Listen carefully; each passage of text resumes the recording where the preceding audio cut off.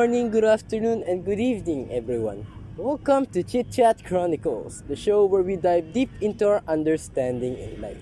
We are your hosts. I am Tyron Decena. And I'm Jamie Andirit. Whether you're tuning in during your morning commute, while working out, or relaxing at home, we're here to keep you engaged and entertained. So, grab your headphones and let's embark on this journey together. For our podcast today, our topic is about love, toxic family culture, and personal growth. Introducing our guests, John Dilan Tamboong, Shania Evangelista, and JM Lalang. Our first topic would be about love. And our question is, do you believe that love is blind? Would anyone like to go first? Me first. For me, yes, because many people are ready to blind light for they love persons. That's all. Thank you. For me, sometimes people are just really want to commit for that person and they are willing to be blind and to risk everything for the person they love, and they don't even think about how people or how they receive any love languages. For example, is they have a toxic relationship and they are blind because they love that person and they really are committed for that person. And I believe that that is what love is blindness. For me, na na-bring up na rin siya na yung toxic relationship. I would give an example situation from ay nasaksihan kong relationship. Meron kasing parang may sitwasyon na merong magkarelasyon na yung lalaki kunwari sinasaktan na siya ng babae, but the girl would turn blind eye, like hindi niya na muna pinapansin yung pananakit, nag-i-stay pa rin siya sa relationship na yun kasi mahal niya isang tao. Yun yung para sa kanyang love is blind. Oh, Great answer. what a great answer. Para I sa really tingin mo, relate. why do you think the girl still love the boy? Bakit pa rin niya mahal yung lalaki? Because love. Mahal niya na. Love. Okay. Blinded by love. I mean, Ayun na nga yun. Inanang maboy, wala okay na eh. He answered the questions. Okay. That's his own opinion. Yeah. Don't judge. How about you, Miss Lirid? What? Do you have something to share in our question that for love me, is blind? Ano ulit yung tanong? Do you believe that love is blind? Yes. And I think why yes, because I think it's from the past relationship. For example, if the first years of relationship, the boy treated you well the first 5 years, and then the next years para na siyang toxic. Tapos, so your friends notice that changes in your partner, so they tell you and they like warned you, but you don't listen to them because you think yes, you love them and you still think that he's the same person you fell in love with. But don't you think that in the long run it's normal since they understand each other more often, and fighting in the relationship is normal, right? Yeah. But you said it was 5 years or so. Maybe that's their understanding in love. Maybe the argument is very like complicated that time, so it's very like unreasonable or argumentable. Well, for me, love is blind because usually it's only an experience. Like in the first early stages of the relationships, it's the honeymoon phase. You disregard any red flags in the behavior of your lover, or you totally ignore all the bad sides and you just accept accept that person for who he is, and being that person, you're being blinded by love, and you just really do what you want and not really think about the future. That's why most relationships end up early, and some teenage relationships really don't work out that well. Yeah, that's Stop. Can love at first sight really happen? I believe that love at first sight doesn't really happen, because when you love a person, you really love them by the inside of them, like for their personality and their talents and their pros and cons. But love at first sight is like being infatuated only.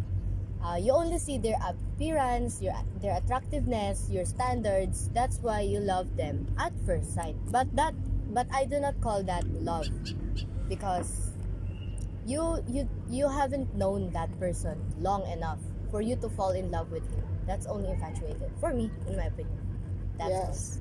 I think that's why people call it love at first sight, because when they see that person, parang they love the idea of being with them, pero they Yeah. don't really love The them person, personally. that's their person in their That, dreams. that's why some people they really fell in love, but they don't want to commit. Yeah, like that. May second. For me, can argue that love at first sight is a strong starting spark and a strong starting connection that can be the foundation or for a loving relationship. That's all. For me, I don't really believe that there is a love at first sight. Although it could happen to some people, and love at first sight, not really a thing for me. But when you see someone and you see them as like the perfect person in your dreams, but loving someone shouldn't be imaginative. It shouldn't be romanticized, or like you're thinking it too much. It should be give and take, or a 50-50. Somehow you need trust and understanding the person in a deeper level. You can't just love someone because of you saw them and think like, I will love this person. You shouldn't do that. Love at first sight, although it might happen to other people, it depends on them, because you see attractiveness may be the thing that put them together, and their personality is what keeps them. That is all thing. Um, for me, yung love is blind. It can't happen na pag nakita mo lang, may in love ka na agad.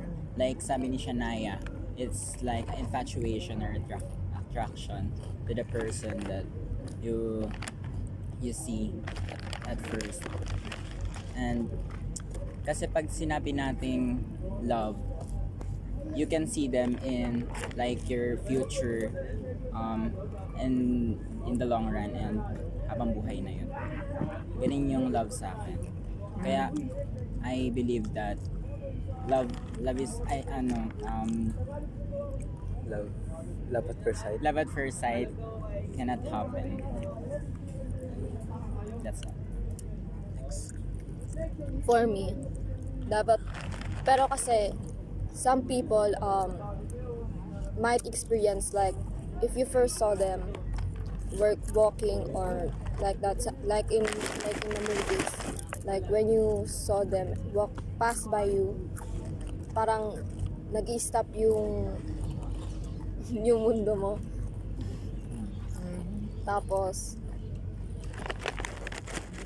yun, pero I think love at first sight is fictional lang siya. It's not It's not really a thing. yes, No. it can't really happen in real life, like when you really love someone, instantly love them when you just first saw them. That's impossible. Okay. Nice opinion. For the next question is, what's the difference between infatuation and love?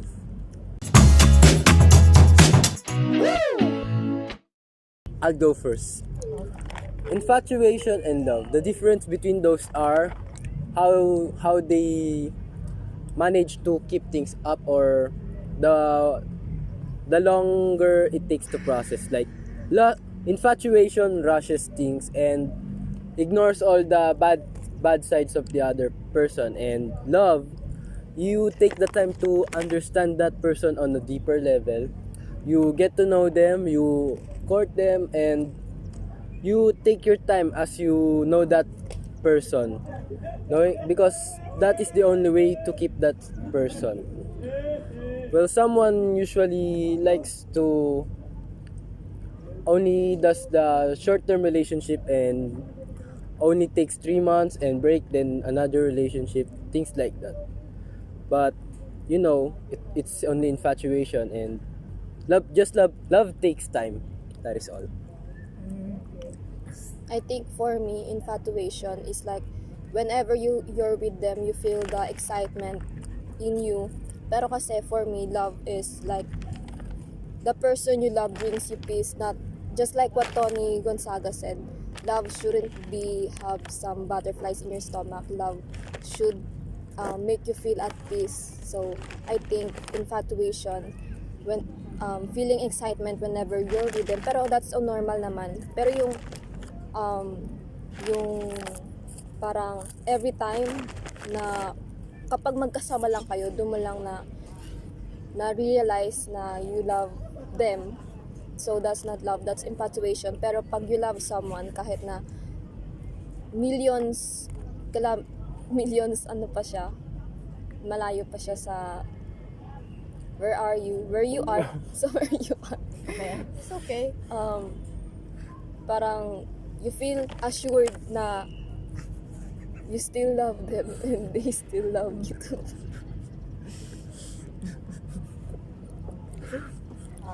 Who's next? Ayun. Sure. Ako next. For me, infatuation is just attractiveness, and pwede siyang mawala agad. Kumpara sa love na dapat yung partner mo, nakikita mo siya in the future, not in the present time na ini-enjoy mo lang yung ganito na parang lilipas din. Kailangan minamahal mo pa rin siya sa pangmatagalan at panghabang. For me, the difference between infatuation and love is infatuation. You will experience something called love bombing. They will only give you what's the best that they can, and then the feelings that you have for that person is only temporary. It will fade away after a while. And love is, of course, long lasting, really, and it is very deep emotion that you will commit to that person. Love is all about commitment and emotions, connecting emotions with that person you love, and no other things can separate you both. But infatuation has a lot of like tawag dito, harang. Alam mo yung parang boundaries, yes. Love knows no boundaries. Love has no boundaries. Infatuation does. That's it. For me, the different infatuation and love is sorry. It is just to attraction to someone, while attraction. And about love is unexpected. Bakit mo siya nagustuhan ng no reason for me. Unexpected. No reason na why, ba't ko nararamdaman yung isang ganito na attraction mo, ganun. For me, that's love. That's all. For me, infatuation then is like you always expect the good in them. Parang whenever once they did something wrong, parang you feel turned off na, parang ay ganito pala siya. Yes. That's infatuation. Pero yung love, parang pag once na they did something wrong pa, parang sabi mo, okay. It's Parang okay. you understand them kaysa sa infatuation na mata-turn off. Like, love is more mature than infatuation. Yes. Yes. That's true. Yes. Do you agree with the phrase, we accept the love we think we deserve?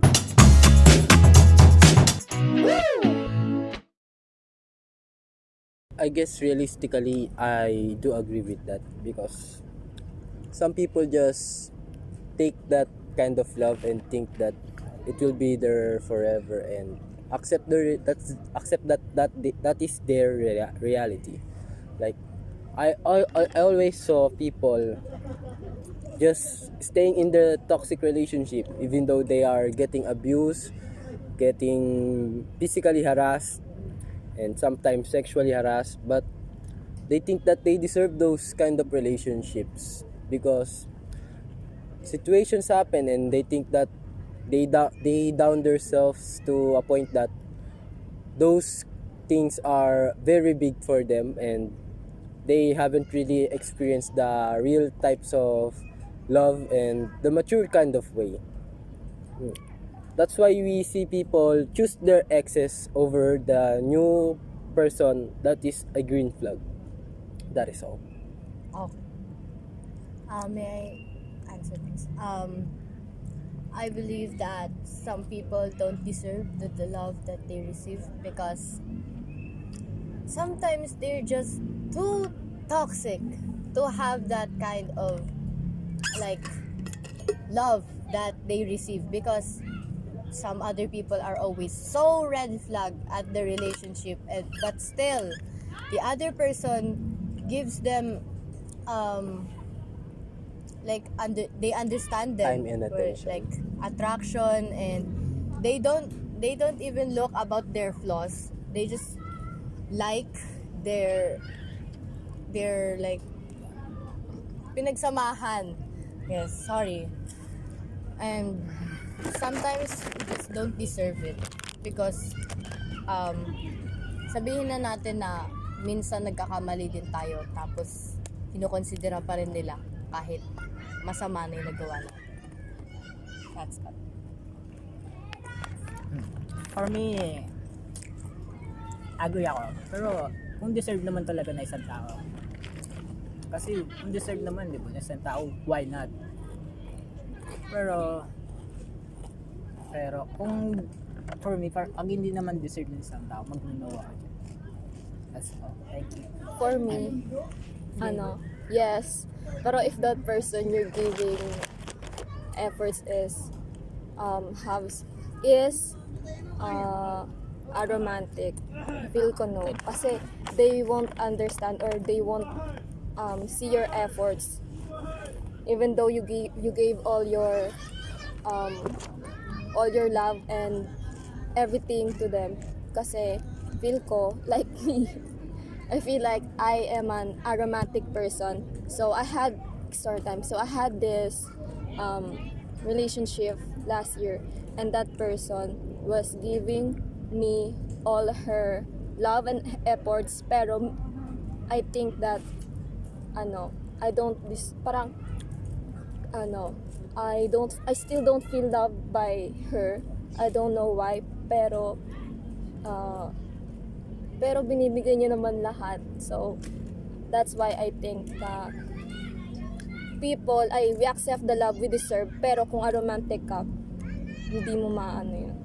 Kasi di mo makikita yung efforts. Para sa akin naman, sabi nga rin ni JM na merong mga tao na deserve talaga nila kung ano yung kailangan nila makuha sa love. But minsan, nagiging toxic siya to the point na pwede nang makontrol ng isang partner yung relationship niyo.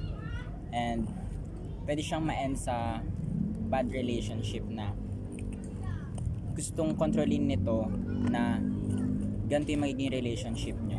and it's not healthy relationship. Kasi may nagko-control na isa. That's all. What about the last question? What is the greatest way you can show your love to someone?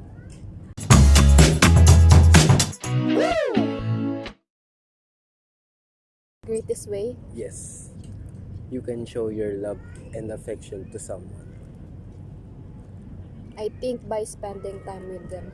Kasi yes, yes, because time is, they say that time is gold. So when you spend your time with them, mostly with them, parang they start thinking na, oh, they really love me. Oh, they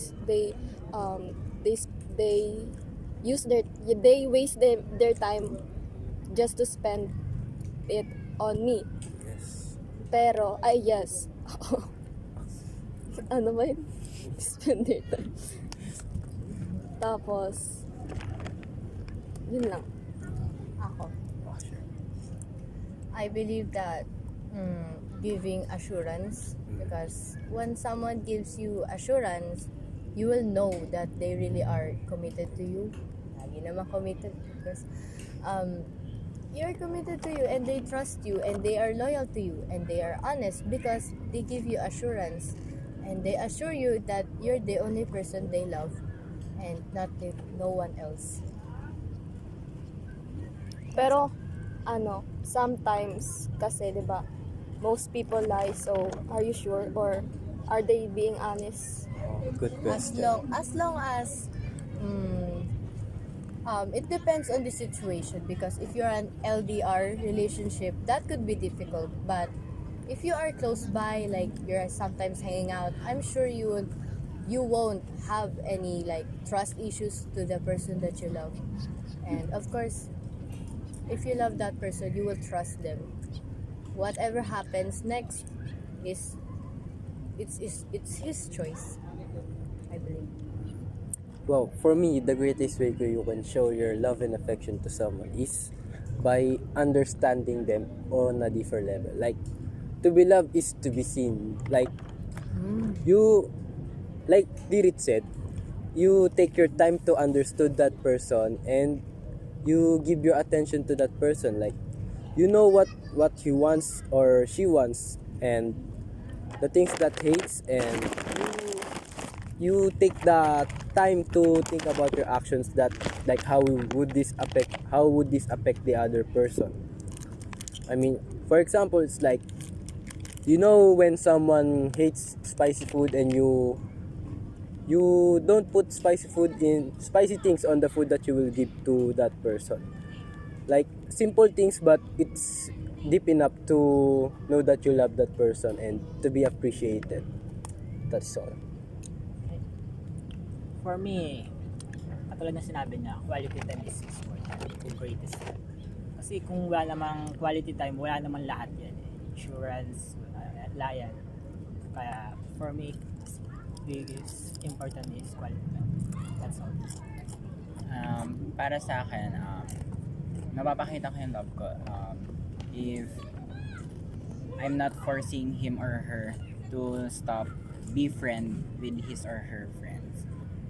Kasi like, di ba, meron ngayong generations, like wala silang masyadong tiwala na maki-friend yung partner nila kasi feel nila magloloko to.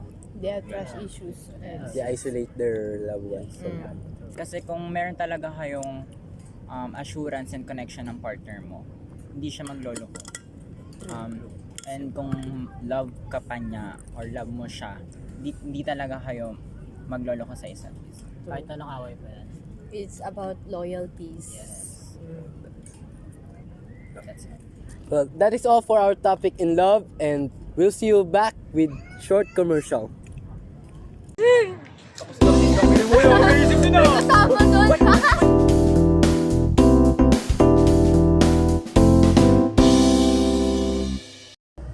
And we are back again for another discussion. This time, our topic will be toxic Filipino culture.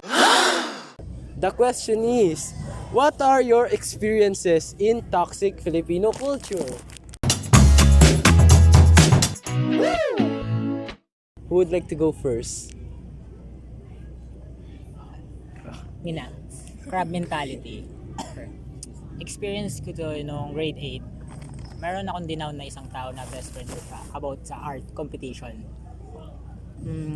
Nagkaroon kami ng competition sa art, which is kung sino yung magaling sa amin dalawa. Ang mananalo sa amin is may premyo. So, ginalingan namin us. Pero nung natalo ako, parang napahiya ako ng sobra. Kumbaga, inaasar ako ng mga ano ko. Kasi, bakit ganun daw, nagpatalo pa daw ako. So, parang ako yung gumawa ng way na dinown ko siya, inasano ko siya sa social media. Pero, dinown ko siya, sinaraan ko siya. After 2 years, nag-sorry ako sa kanya, naalala ko yung ginawa ko sa kanya. Nag-sorry ako sa mga ginawa kong pagkakamaling pagsisira sa kanya. That's all. Thank you. Pero, do you think na Tama ba yung ginawa? saying sorry is enough? Kasi Yeah. yung sakit na or di ka yung mga nararamdaman niya. Yes, for me, hindi naman enough na yung siningin ko sorry sa kanya. Pero di naman niya daw dinamdam yung sinabi ko sa kanya, paninira ko. Saka, hindi ko naman siya totally na siniraan. Kumbaga, nagsabi lang ako ng way na parang, tawag dito, may isang word lang akong sinabi sa kanya na parang, kaya ka lang naman magaling mag-art dahil sa akin, ganun. Yun lang yung sinabi. Why? ko. Kasi ako rin naman yung nagturo sa kanya. Ako yung leader niya as a leader. So parang na-hurt yung ego mo nung naging better siya sa'yo. Yes. Yan lang. That's all. Who's next? Me. Yeah. For me, close-mindedness in Filipinos, because some people really have some kind of story in their minds that they will really argue with it, and they will state that and stand with that kind of like belief. Yes, kunyari, for example, you have a relationship with someone, and then someone says that you will not work, something will have consequence with you both, magkakaroon kayo ng problema, di nyo lang alam. And that's close-mindedness is something really toxic that can really affect someone's mind. And hindi nila iniisip yung iisipin na ibang tao, kasi meron na silang story sa isip nila. And of course, close-minded nga sila, hindi nila iisipin kung ano yung sasabihin ng ibang tao na ipaglalaban nila yun. Yun ang pagiging close-minded ng ibang Pilipino. Na And hindi sila open sa bagong that's discovery. what I experienced. And for me, hindi talaga pwede yung pagiging close-mindedness, kasi we just have to be open with everyone, and hindi naman natin kailangan pang i-judge sila sa kung ano man yung gagawin nila. That's all. Next. Next. I think sa akin is yung mga kunwari like backstabbing and being plastic, kasi or yung mga chismosa ganyan, kasi parang may kunwari may information ka nalaman, and then you start parang sinishare mo siya sa iba, kasi why would you share to someone kung sa'yo naman sinabi yun? Parang pinagkatiwalaan ka ng taong sinabihan mo, tapos sisirain mo lang yun, parang ipagkakalat mo pa. Sana hindi na lang sinabi sa'yo, sana komento na lang sa lahat. Parang yun yung isa sa one of the toxic Filipino culture na kinaiinisan. Don't you think it's also your mistake for sharing secrets from someone to someone? Hindi, baka best friend niya yun. Yes. But kasi naman kasalanan mo din na shinare mo din yun. Why? Close-minded Instead ka. of, hindi naman, like, ganun. Siyempre, in every trouble, there's also another.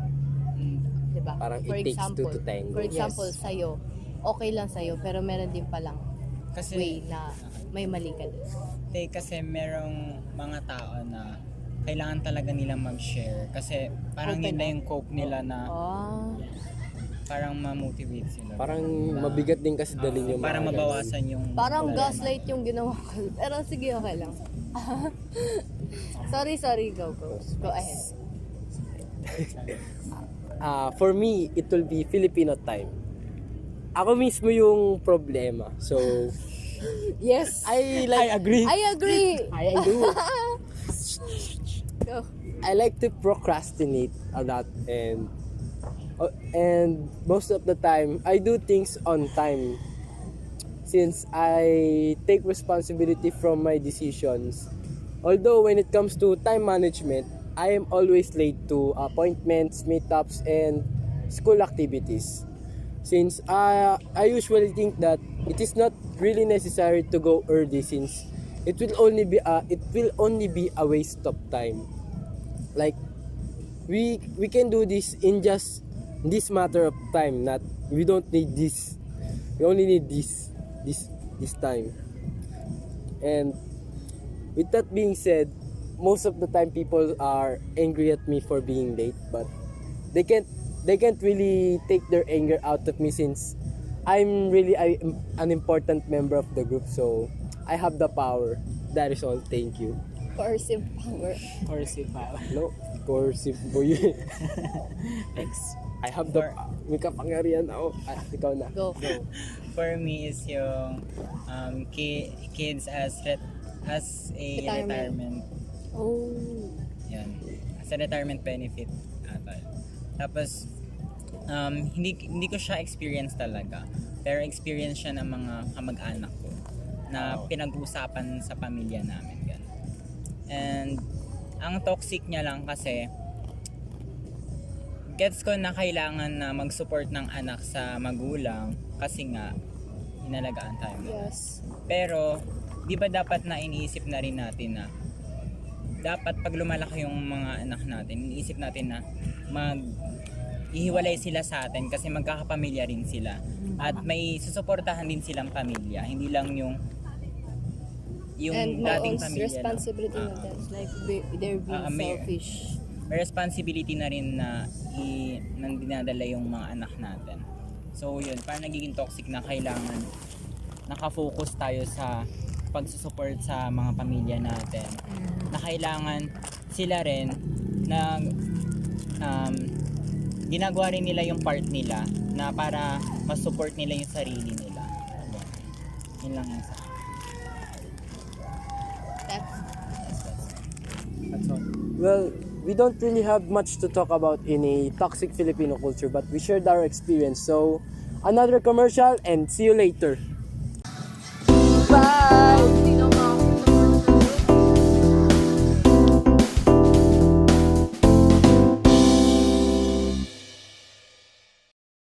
And we are back again for another discussion in our podcast. And for our topic this time, it will be about personal growth. Personal growth. What was your worst experience during puberty?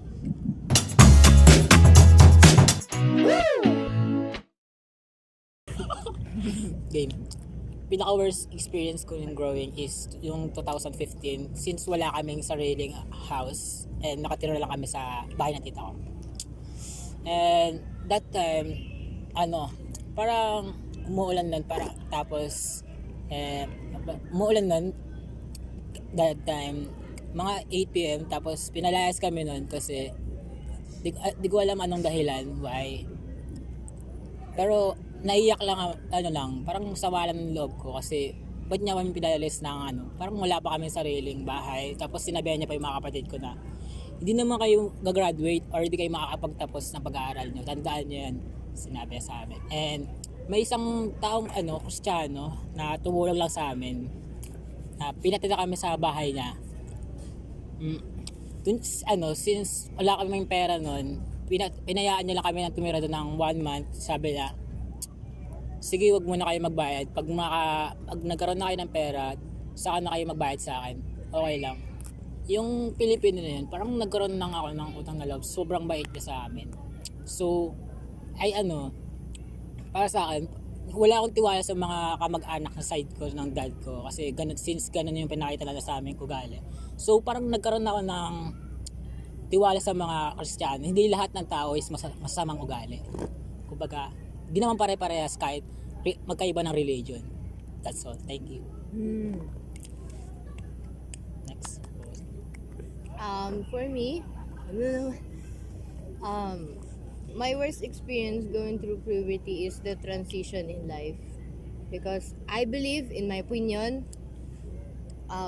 the more you grow or we get older, our freedom is lessened. Because when we were young, we used to have fun, and we have no responsibilities. We just play and, I don't know, learn, play, fun, sleep, eat. And look, now that we're teenagers and growing way more older, we have responsibilities, we have changes, we have changed our appearance and mentality. We start to think mature, and we just have to stop acting like a child anymore.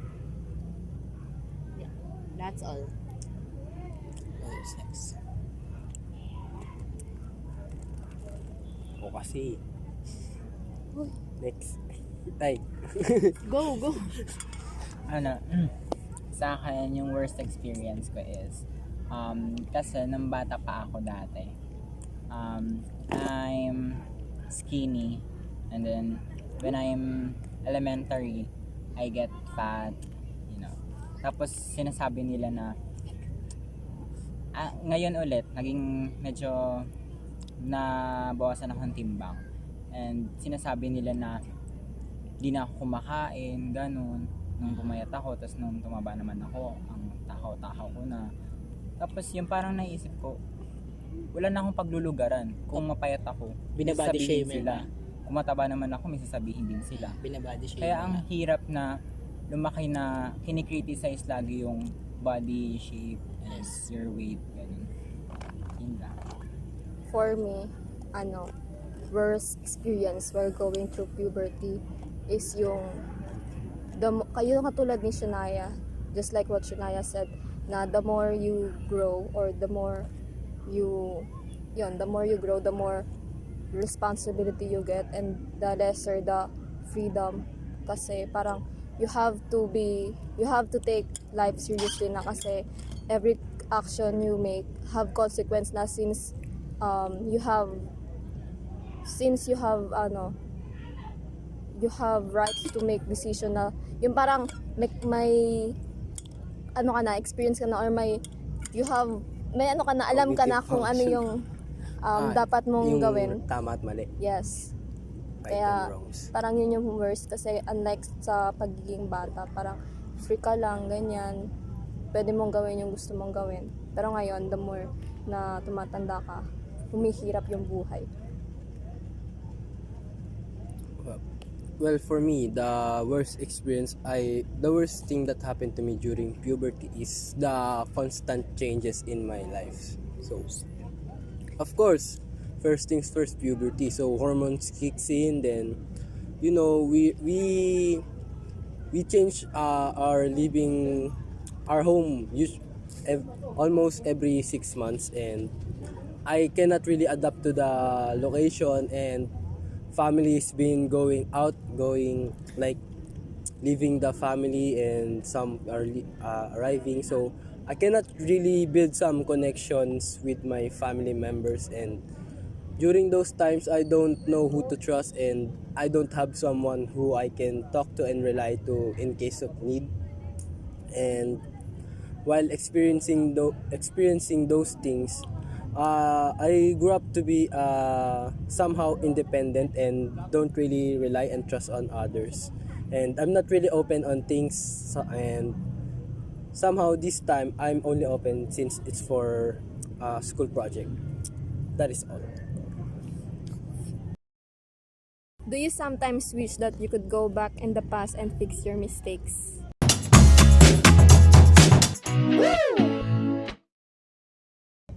Me, no. Would like No, kasi Why? because sometimes no, sometimes yes, kasi there's mistake na talagang parang nagpa-miserable sa buhay. Yung mga mistake na sana I wish I didn't didn't do that, ganyan, haven't done that, ganyan. Tapos may mga mistake kasi na you could really learn from it, like yung mistakes ko yung mag-enroll sa AU? AU. Bakit? I wish na Why? I didn't enroll to that school because it made and makes me miserable. Pero I can change that, so hayaan ko na lang. Well, it's about the quality of your thoughts that makes your life better. Ha? It's the quality of your thoughts that make your life better. Like things, but why? Why is it miserable? Ano, I don't know. Parang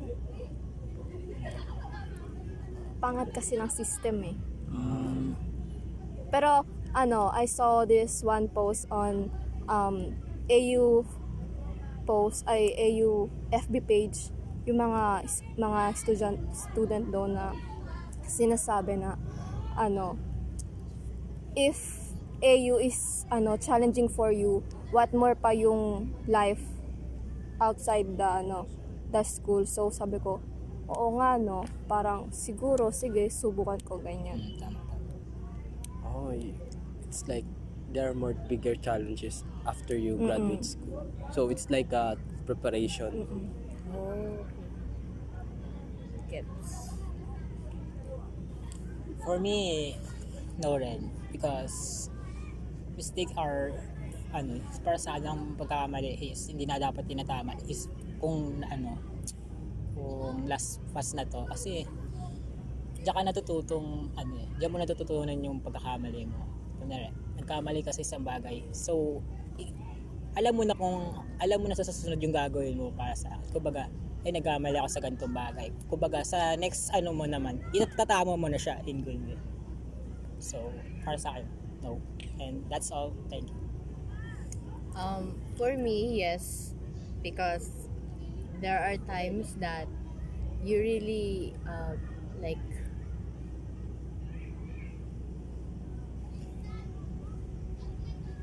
you really miss someone that you really want to get back to that situation. For example, I have an experience about my past, and it's about my grandmother. Let's say she's bed sick and she really can't get up. She can't handle herself. She needs someone to provide or help her. And I was the only one at home that's left to help her, and I was outside of my house. She was calling me through my phone and she said she needs some help. Of course, I was always mad at her because I was so fed up that she always calls me at the worst times. And I was a child back then. And I really want to have fun. I just want to have fun and hang out with my friends. But then when I got home, she's just gone. And I felt that guilt. I felt that guilt. And that mistake is something I want to really change, because it's been and up until now it's still dragging me down, and I still feel the guilt that I am the cause of that, because the cause of that is she was like lack of oxygen. She needs passed the away. oxygen. She passed away with lack of oxygen. She can't breathe. I'm supposed to be the one who's giving her the oxygen, and yeah, the guilt really is still here deep inside. That's all. I really wish to go back. I feel sorry for you. It's good. Pero 'di ba kasi mistakes, do you think that mistakes are destiny or fate? Kasi parang meant to be happen na lang talaga yung mga mistake. Yes. Actually, I think no, it's not meant to be, because I have a choice. I have a choice to go home or not. And I chose to not go home and let her die. But do you think the lesson was important to value? Yes, I will value time so much and appreciate things from now on. So it's like the breakthrough that you understood that you want to spend time more. You want to spend more time with your loved ones and Yes. appreciate it. That's all. For me, same as Lyrid, yes and no. Yes, kasi I have this friend connect to sa sinabi ko sa improv. Yung umamin ako. Na sana hindi ako umamin kasi hindi pa ako sure sa feelings ko. And nagigilt ako kasi na parang nasaktan ko siya. Hindi parang nasaktan ko siya kasi hindi ako sure sa feelings ko tapos umamin ako sa kanya agad-agad. So dapat hindi ganun na dapat i-share mo muna yung feelings mo sa kanya kung may gusto ka ba talaga sa kanya or wala. And no, pero hindi ako to the point na babalik sa past. And kontra ako sa sinabi ni JM na hindi na pwede i-correct yung mistakes. Para sa akin, pwede siyang ma-correct without going to the past. But i-bring up mo siya sa present. Like aayusin mo siya yung mistakes mo sa past na sa present, kunwari yung umamin na ako. Pwede ko siyang makausap ulit and ayusin ko yung sinabi ko na para maayos na yung mistakes. Yes. Yes. That's it. Yes. I really agree with that. Relate. Completely agree. Relate. Well, 8, well played. Relate. Good game. Well, Not related. for me, it's a no, since those mistakes are what makes you or what builds you up, and those things are what makes you who you are. Like going back doesn't really change a thing, since there are many possibilities if you go back to the past and correct your mistakes.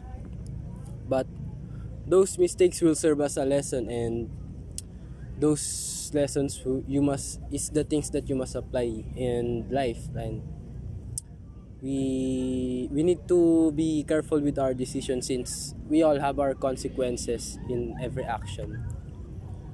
And I guess we should really avoid making unnecessary decision and acting up on impulse, since we can't really go back through time and correct it, and you must be very decisive and think everything through.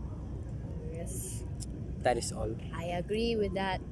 Parang ang hirap no. Yes. Yung you make mistake but you can't do anything to change it. So you gotta Yeah. live your life and continue living.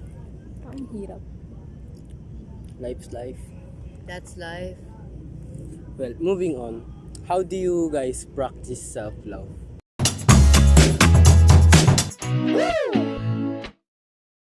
Self-love. Self-love. Well, I'll go first, since Go ahead. well, I usually focus on myself and learn something new, explore something new, like going out, playing sports, playing some what to tawag dun? Recreational sports, things like that. Like socializing things and trying something new like that. So if you love yourself just enough, then maybe you can share it with someone. That is all. Next, self-love. Ako na nga. Self-love, I think when you practice self-love is about appreciating yourself. For example, like instead of loving someone, love yourself first. You always have to put yourself up first before anyone else, because you should always remember that no one will understand you but only you, and you will only understand how you will feel about yourself, they will never understand who you are because they don't know your whole story. And no one will, of course, listen to your story unless they are really willing to. Next. For me, agree ako sa sinabi niya, katulad ng sinabi niya. Kasi kung hindi mo kaya malin yung sarili mo, how about others pa, di ba? Kasi first, yung sarili mo lang naman talaga first dapat makaintindi sa sarili mo. Kasi kung hindi mo kaya intindihin yung sarili mo, hindi ka rin kayang intindi na iba.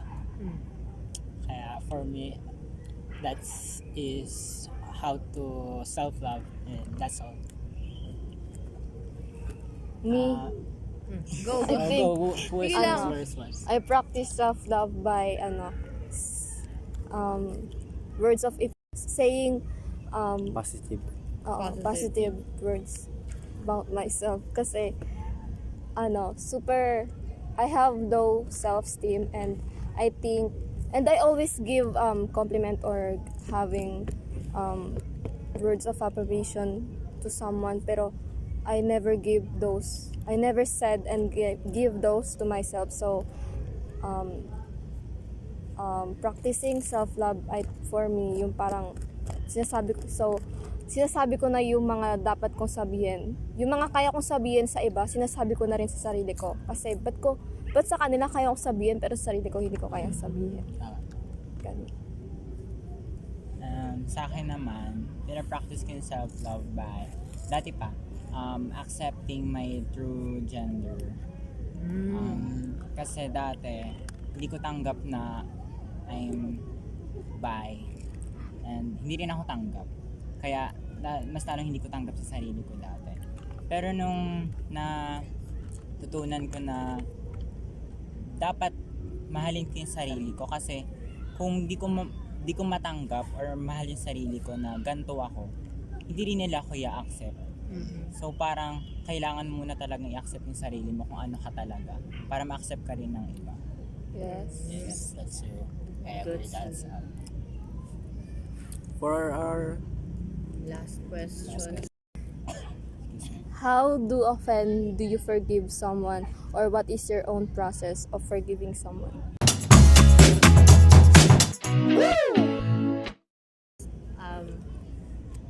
I forgive someone by having time and space and privacy. Because I believe that if you give someone privacy, they will have time to think about something they did or what you did. Whether it's her fault or his, or it's your fault. It's not about whose fault it is, it's about understanding the situation and fixing it. And forgiving someone is not really easy for everyone because sometimes the trouble is really really deep, and you cannot easily forgive someone with that. But of course, you don't need violence for that. You just need words and simply say sorry, and siguro bawian mo na lang sila. Ganun. Hindi like hindi naman sa parang makakasakit. Not revenge. Hindi naman revenge. Na parang babawian mo lang sila na parang babawi ako sa'yo. Ganun. Parang They will make up for the they mistake. will make up for them. Pero minsan kasi hindi talaga nababawi. But it depends on the person you argue with. That's all. Well, for me, my process of forgiving someone is I usually let it pass since I'm a forgetful person, and usually the bad things that happen to me, I forget it the following week or months maybe. It depends on the trouble that they made. And during those times, I usually recollect all the things that happened to me for a week, like a reflection hour, and why did it made me angry, or how did it offend me. And it's also a help for me to know that why people did those things and how did it affect me. Knowing the purpose or the intentions, it helps me forgive someone. And because sometimes those actions are in their nature, like that's how they grow up, so maybe that's how they show their actions to someone and things like that. Depends on the situation. Just you have to understand the other person also, since it's not always about you, and sometimes people just have their own problems and you just happen to be affected by it.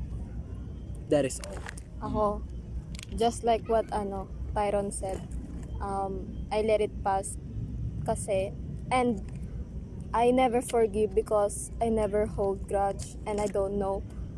Siguro yung grudge lang na na meron ako is yung mga decision making ko, pero yung sa others, no. I don't know why I never feel or I never get mad when others did something to me.